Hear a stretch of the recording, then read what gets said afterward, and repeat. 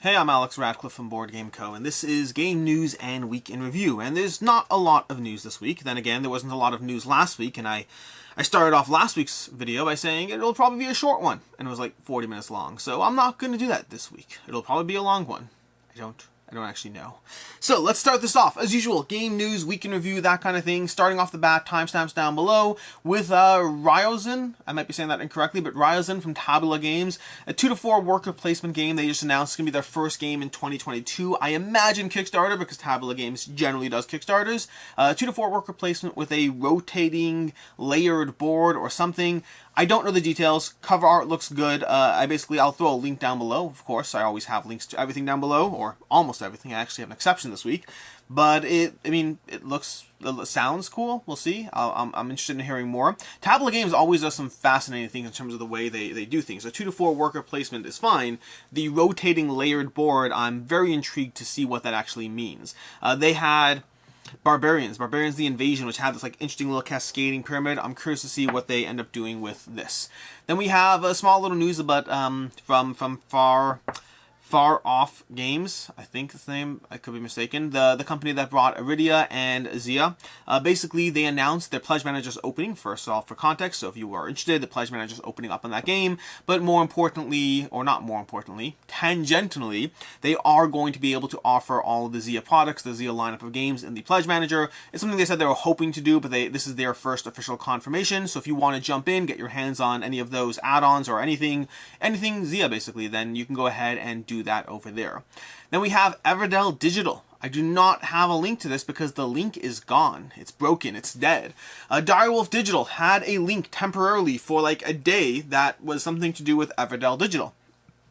The link doesn't work now. Of course, it goes to a 404 page, otherwise known as dead links. It's gone. So I don't know what's going on with that. I can't find any current news. I imagine there's an Everdell Digital in some way, shape, or form in the works. Coming from Direwolf Digital, I imagine, but we'll see. We'll find out more. If I find a link, I'll throw it down below. If not, maybe I'll throw the dead link down below and for all the good it will do you. I don't know. We'll see. I'm sure there's something somewhere. But anyways, Yucatan. Yucatan officially has a sign-up link. Yucatan, in case you're wondering, that's my little sheet of paper falling there. That's my piece of paper, which I usually have all my like bullet points on. Basically, it's just my bullet points. It just fell from the camera, so apparently I'm gonna have to look at that over there. But Yucatan is from Matago. It's going to be their fourth in the trilogy, which is no longer a trilogy. It's now a quadrilogy. But effectively, Yucatan's following Cyclades, Kemet, and then Inish, and it's the fourth one in the quadrology, I guess. It's coming from the designer of Kemet, if I'm not mistaken, which has me immensely interested. Also, I watched Shut Up and Sit Down's coverage on it, they had their Aw Shucks previews or whatever it was, and nothing against Shut Up and Sit Down, but the game looked completely uninteresting based on the preview coverage. Now, I'm not losing faith just yet. Keep in mind, Inish, which is probably my favorite of the trilogy, Inish is one that I specifically ignored because it looked uninteresting to me for a long time. Eventually I got it based on the fact that I was part of the trilogy, and I was like, fine, I'll try it.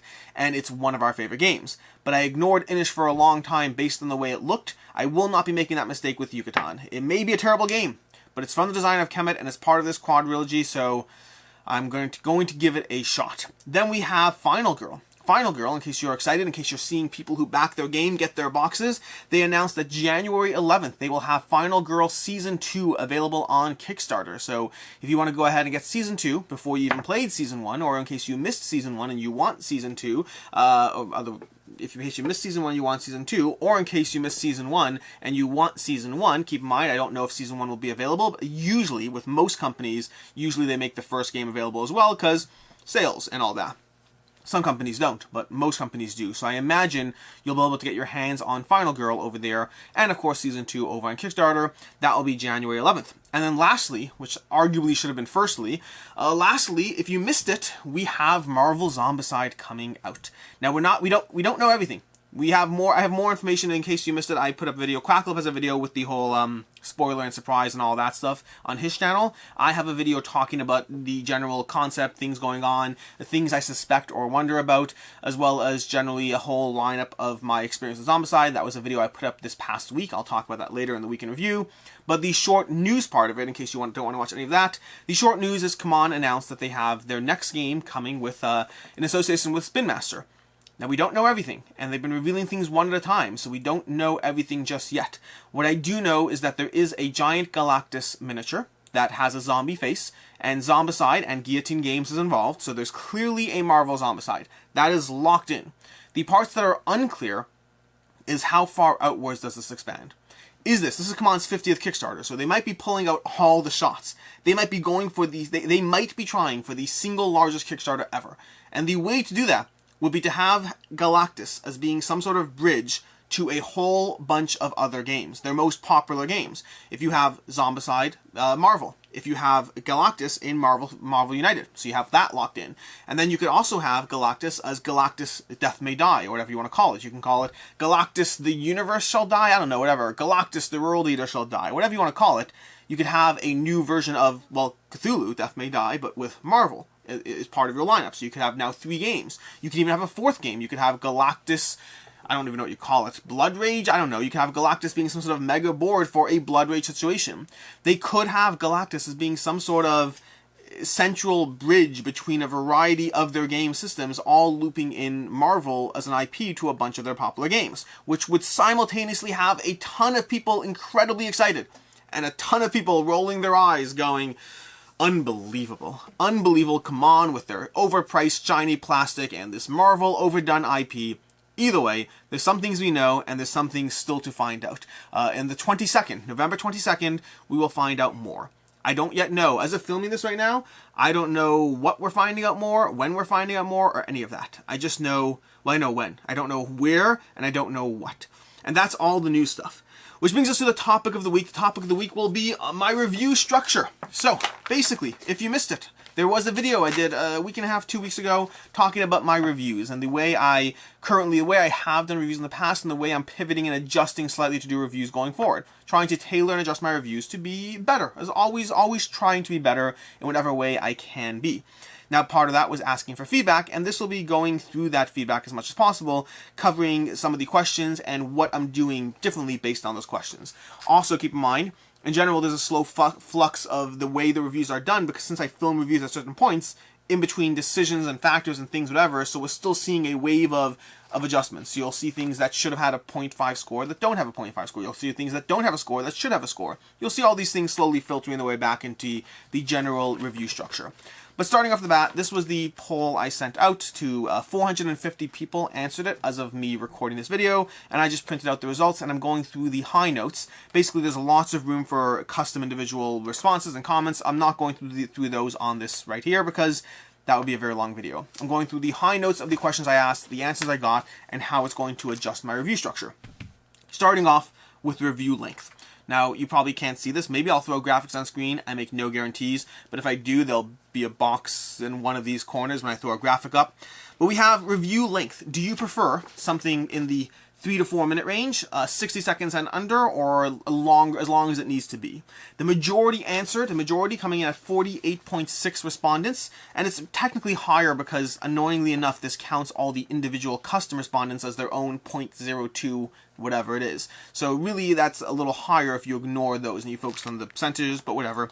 48.6% of respondents coming in at they want something in the 3 to 4 minute range, 8.6%, a small percentage, coming in at the 60 seconds or under, and then 37.6% coming in as long as we need. Which means the majority, 3 to 4 minutes, is what I'm going to be aiming for. I'm going to be aiming for somewhere in the 3 to 4 minute range of overview, basically covering a blend of trying to give you the high notes, not trying to rush through 60 seconds, nor trying to go anywhere near in depth, just covering general, what's the main point, what's the general round structure, what are some main things you should be aware of. If anything though, when faced with a decision process, I will lean towards having slightly longer over slightly shorter, because again, that's where the respondents tend to play out. So I'm going to favor the general overview with enough information, just leaning towards longer if necessary to give you that overview. Next question. For less popular games, do you prefer a general roundup of all those less popular games. Here's 5 games in a single video. Do you prefer individual videos per game, or do you not really care because you're not watching those types of things anyway? We have a very healthy, 7 or 8% responding they're not watching it either way.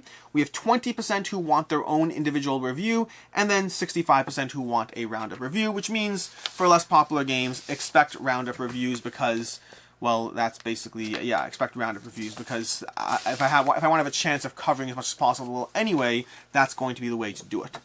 Then we have, do you want information about how the game plays as part of the review? Sorry, I lied. That first question was not about how the game plays. That first question was the review length in general. So that was, most people wanted it at a middle ground between short and long, generally between 10 to 20 minutes per review.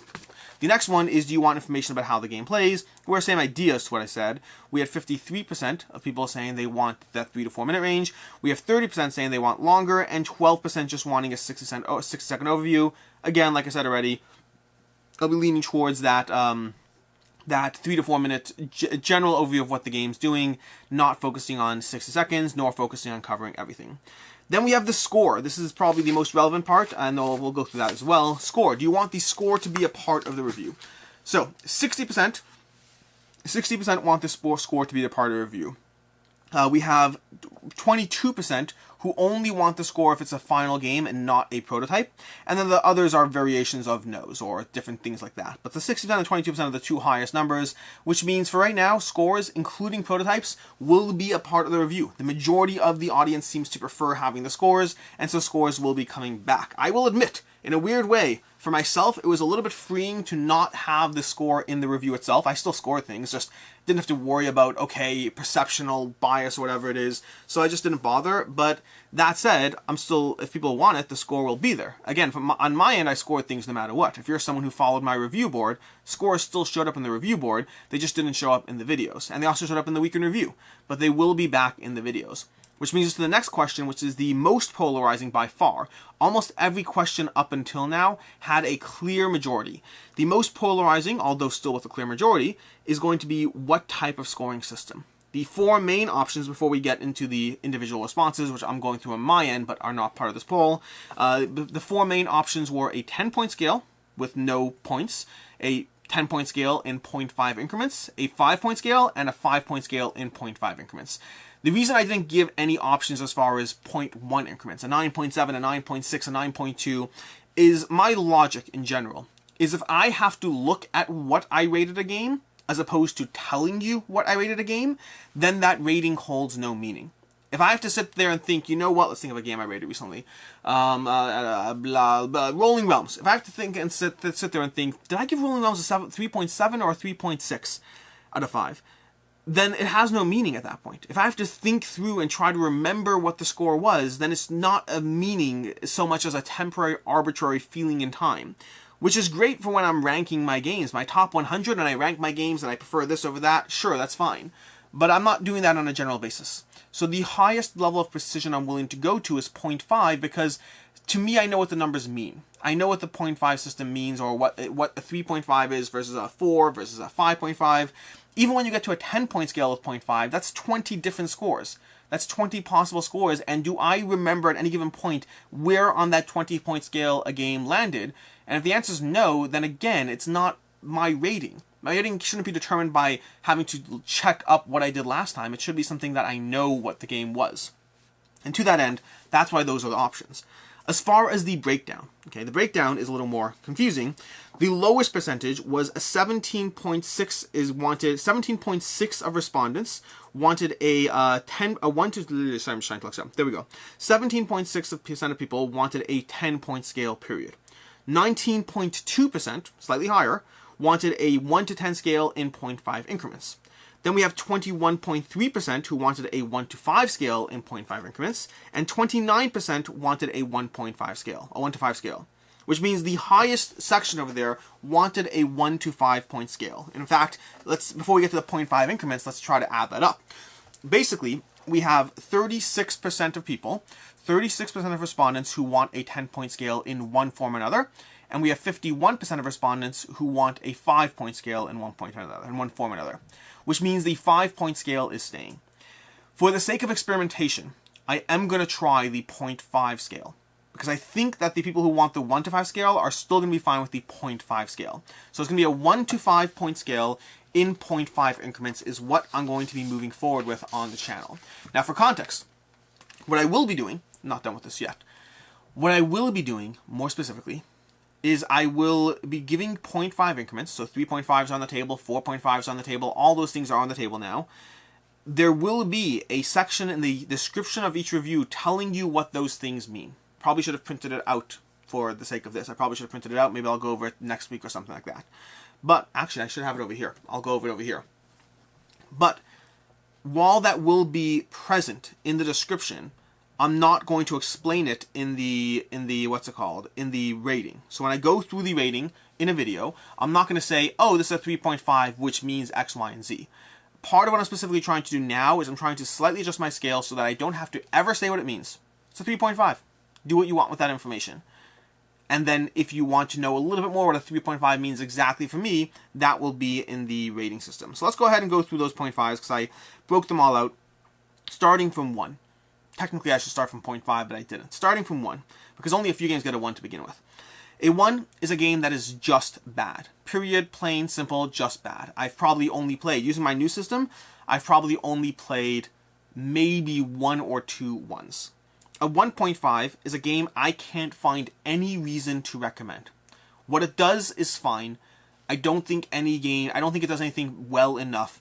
I've probably played a few 1.5s. They're not good games, but they're not terrible either. They're just, in the current gaming ecosystem we live in, I can't find a single reason to recommend this game to you ever. Do you enjoy it? Fine, good, kudos to you. I will never recommend this game to you with any caveat at all. Then we have a 2.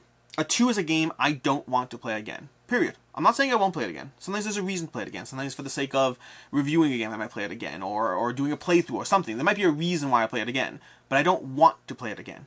A 2.5 is a game that I will... My phone just went dark. What's going on here? What's going on here? A 2.5... Sorry, just do my code over here.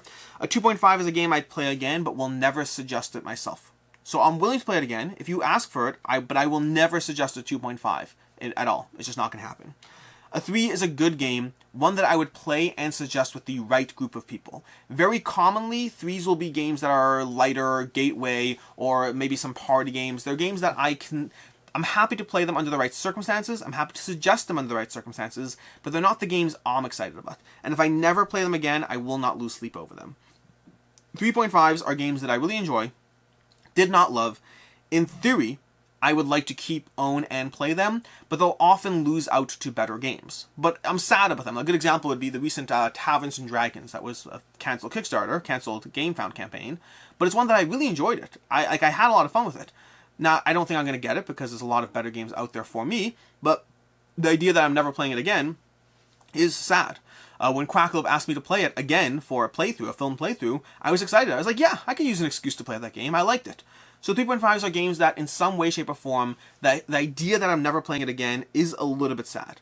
But I likely will not see played often, depending on the situation. Or often, or can fall into a bit of a crossway of the other category. A game that is enjoyable, but that I play it because I'm playing with my wife, my kids, with whatever, but I do enjoy it. But it's a middle space. It's something I'm excited about, something I like, but I also may never play it again. We'll see. 4s are really great games. Almost always keeping them, although they often have meaningful complaints as to why they're not higher. But it's a 4 is a really good game. Or alternatively, not just meaningful complaints. It could be that it's just not a genre I like enough, or it doesn't do enough things, have enough variability, stuff like that. It could be lighter, but 4s are really, really great games. 4.5s are games that I love. I love those games. There's something meaningful about it, though, takes away from why it would be rated a 5. Okay, in some way. It's a 4.5, it's great, I don't have a clear answer, but something about it is not perfection. I'm not willing to call it a 5.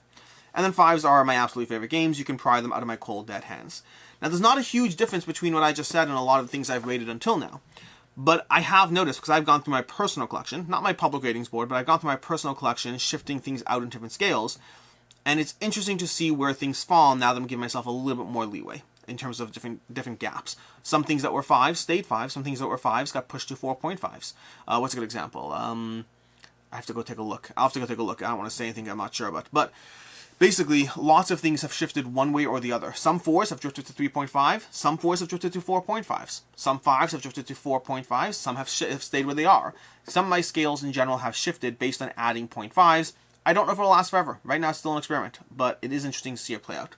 And then lastly, we had various sections that I'm not going to go over everything here, but basically I covered a little listing of different sections that I have in reviews and what people want. Obviously, people want a general what I like category. There's a lot of what might be a, oh, these don't line up nicely. Oh, I can't see this. Oh, sorry, this is not, I can't do this. I apologize. The way this printed out, it doesn't actually show me the actual questions on the sidebar. I'd have to hover over it, and since it's not a computer, I can't. So we're gonna move on to the next section, and that will be the week in review, more specifically what I played.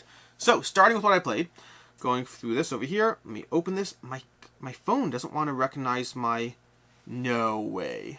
No way. Okay, I'm realizing something with my fingers. I hope I didn't like burn my fingerprint off. No way.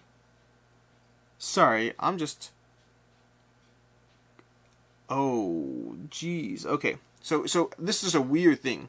Today, I had some sort of like this acidic cleaner that I was trying to clean up a mess, and my fingers were burning the whole day. And now my fingerprint sensor does not recognize my fingerprint.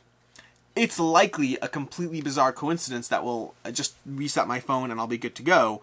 But it's a weird feeling right now. Like, did I burn my fingerprints off? That's not a thing, right? That's crazy talk. Let's ignore that. Let's move on. So, where are we? We're starting from last week. I played Resurgence from Stan Konowski. Got another play of that in.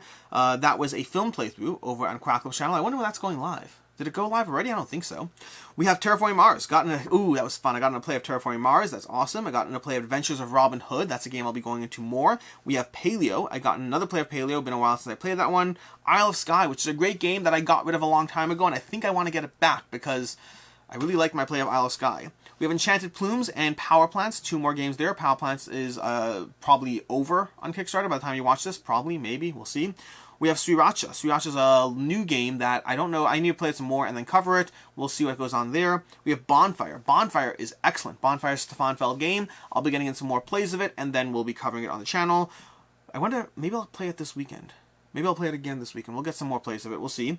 We have The Adventures of Robin Hood, playing it more with my daughter. I'm playing it together with Ricky. It's very much a lighter game. I will be covering it on the channel. Very much a lighter game, but enjoyable all the same. Cthulhu Death May Die. It's been a while since I got a play of that in, but that's always enjoyable. Great Plains. I got in 2 plays of Great Plains that were, basically, Great Plains is a little 2-player game from Lookout Games. It's delightful. It's a little cutthroat, a little aggressive, but I really enjoyed it. We have Marvel United. Got in a play with my son. We have Brian Boru, High King of Ireland. I'll be getting some more plays of that in. That's a drafting, trick-taking game. Very interesting theme, very interesting game. It's from the designer of The King is Dead. I want to get some more plays in, and we'll be covering it. More Adventures of Robin Hood, more Bonfire, more Decrypto. Well, not more Decrypto. Decrypto, 2 games of Decrypto. That was 3? I thought I got 3 games in. Did I only log 2? I don't know. We have Marvel United, another game of Marvel United with my son. We have Welcome to, a whole bunch of Rolling Realms. Oh wow, we got like 6 plays of Rolling Realms on Monday. Zombicide Invader. We're starting to play through a lot of Zombicide stuff in order to prep for all the Zombicide coming. We have Rolling Realms, more Rolling Realms. Bristol 1350, Merchants of the Dark Road, and that's what I have right now. We'll see what else is coming later. Which brings us to the week in review. Starting with Saturday. Saturday, I did a review of 4 Glory Champions. That's the expansion to 4 Glory. It's more good stuff. I don't know if I'd call it essential, but I definitely enjoyed what it added. The balance is how much extra it costs versus what it adds to you. Because it adds solo play, it adds 2 to 4 players, it adds 3 to 4 players, but it adds more stuff. For myself, I'm probably just going to use the more stuff, not so much on the solo or the 3 to 4 players. So it's a question of the cost versus benefit to yourself. Then later on Saturday, I had a review for Moonrakers. Moonrakers is a game that I gave, well, I didn't actually rate these ones. 4 Glory, for context, is, I have to double check, I'm pretty sure it's a 4. Sorry. 4 Glory, it might be a 3.5. No, it's a 4. 4 Glory is a 4. Then we have Moonrakers. Moonrakers is one that's a tough one. That's a 3.5 for me right now. These are games I didn't rate in the reviews, so you're finding out the ratings for the first time now. But Moonrakers is a 3.5 that... Sorry. Moonrakers from Ivy Games is a 3.5 for me. It's one that I enjoy it, but it's too situational in terms of my enjoyment. For right now, I'm holding on to it because I know they're coming out with an expansion, but depending on how the expansion goes, it's one that may or may not stay in my collection long term. But when I have a good game, I have a great game. But when I have a medium game, well, it's just a medium game. Then on Sunday we had BGG ratings, a video talking about the BGG rating system and whether it's too positive and things that lend themselves to that. It was basically inspired by a piece from Eric Martin over on BGG. You can check that video out. Monday was to back or not to back. It was one of my longest to back or not to backs ever. It was not intended to be. It just, I didn't even realize. Usually I'm a little bit more mindful of the time as I'm going, and I speed up or slow down depending on how much time I have left. This time I just kind of got to an hour and 5 minutes in and I was like, oh boy, we are running low on time. Tuesday was roll and write day. We had 5 roll and writes, a video covering 5 roll and writes that I'm not keeping. Some of them I enjoyed, some of them not so much, but all of them I'm not keeping. And then we had 2 roll and writes that in separate videos. We had later that day we had Paper Dungeons, which I am keeping for now. I want to see whether there's more. I want to play it more, and I want to see whether expansions come out. I enjoyed it, but I'm worried about being repetitive. And then later we had Rolling Realms, which is delightful. It's actually lighter than Paper Dungeons. I would say my first 3 plays of Rolling Realms were less satisfying than my first 3 plays of Paper Dungeons. Did I not log Paper Dungeons? Did I? I don't remember. I don't think I logged Paper Dungeons. Anyways, so did I? It's gonna bother me. Let me check. Oh, my fingerprint works. Paper Dungeons was last week. Did I tell you that was last week? Last week's when I played Paper Dungeons. Okay, ignore me. So, Paper Dungeons was my first 3 plays of Rolling Realms compared to my first 3 plays of Paper Dungeons. I would say Paper Dungeons was better, but Rolling Realms has more variability, and Rolling Realms stayed good, versus Paper Dungeons got less fun with each play. But we'll see. Both of them are in my collection for right now. Paper Dungeons, for context, would be a 3.5, and Rolling Realms would also be a 3.5. They're currently the same score. The difference is, over time, I think Paper Dungeons will drift downwards, and Rolling Realms is pretty much holding its own just fine, and I'm 20 plus plays in already. For context, I've been playing a lot of it solo. Then we had Wednesday. Sorry, just gonna pause and breathe. Wednesday was fake funding goals, a video talking about fake funding goals and Kickstarter. It's not the first time I've talked about it. It will not be the last time I've talked about it. It's just an ongoing conversation because it's an ongoing conversation in the board game space. As long as it's an ongoing conversation in the board game space, it will likely end up being an ongoing conversation on my channel. I talk about Kickstarter a lot, which means I talk about things like this around Kickstarter a lot. Then on Thursday, we had a video called, I don't remember what I titled it, but it's basically about playing or leaving. Games that are either staying or going away from my collection. Gloomhaven, Jaws of the Lion, was in that video. There are 10 games, 11 technically, that are either going to be played or they're leaving. I've set clocks on each of these games as far as when they have to be played by, or they're just going away no matter what. I specifically picked 10 games that I really just need to incentivize myself to give it that final push and play them, or some of those games are games that I'm not sure if I need to keep, and well, if I don't play them by the time the clock's up, then that might be an answer unto itself. If I don't force myself to play it, that's true for all these games. If I don't force myself to play them, that's fine, because I am very good at hitting deadlines. When we have Kickstarter reviews coming, I hit almost every single deadline, assuming the game was shipped to me on time. Very often I get games mid-campaign, and that's a different story. But if I get the game before the campaign, I hit all my deadlines. So I'm just setting myself deadlines, because apparently that works for me. Then on Thursday, that was Thursday. On Friday we had the Marvel Zombicide news. Basically, I put up a video talking about my own interactions with it, some general concepts around the news, things to potentially expect, theories that I have that have not been confirmed, general ideas, all that kind of stuff, and then going through my own personal experience with the Zombicide line. The games that worked for me, the games that didn't work for me, as well as my concerns with Marvel Zombicide. As excited as I am, and I am very excited, I'm also concerned that they're going to dumb down Zombicide and make it even easier. And that's something coming from the fact that Marvel Zombicide Invader and Zombicide 2nd Edition I thought were too easy. Now, the good news is Zombicide Undead or Alive was not too easy. So I don't know what that sweet spot is and what Kaman's playing with. I hope Marvel Zombicide presents a challenge. I don't care if they have an easy mode. I want to present a challenge. I go through that much more in depth in that video. Then today we have a review going up for Korra, and then probably a review going up for Ancient Blood. That's one that might be pushed depending on when the Kickstarter is, so we'll see. And then next week we have a review for Ankh, possibly, hopefully. I have been very slow with my review for Ankh because I want to get in a bunch of plays of it. It's a game I take very seriously. Also, there's no real time crunch in it, so I've been taking my time with it, but it's a really fun game, and I would love to get a review up finally.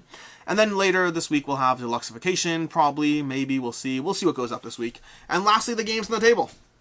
I hope to play Merlin. I've been knocking out a bunch of Stefan Feld games recently. I'd love to get this one done. Awkward Guess, I just finished the rules too. I'd love to play this one. Dinosaur Island Roll and Write. We've been getting some Roll and Write done, as you've seen, on Tuesday, so I would love to continue knocking out more Roll and Writes from my collection and seeing if they're fit for me.